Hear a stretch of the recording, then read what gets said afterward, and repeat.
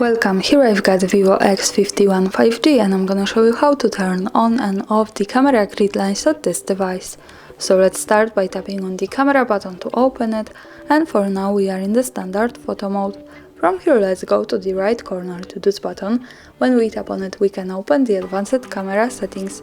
Now let's just simply slide a little bit down and focus on the framing lines option here. By using this button we can easily turn on the camera grid lines and another tap to turn them off when we don't need it. Now let me keep this turned on. Let's go back to the camera preview to see them. And as you can see we have these lines. This is useful for example when we want to use the rule of thirds in photography or making experiments with composition. Also remember that these lines are not visible at the real picture, so when I take a photo and when I go here to the left corner at the bottom to the gallery, we can't see them at the real picture, so the grid lines are only to help us taking better photos. And of course when we don't need it, we can easily go back to the right corner, then slide again to the framing lines and use this button to turn them off. Now in the camera preview the grid lines have gone. And that's all, thanks for watching, subscribe our channel and leave the thumbs up.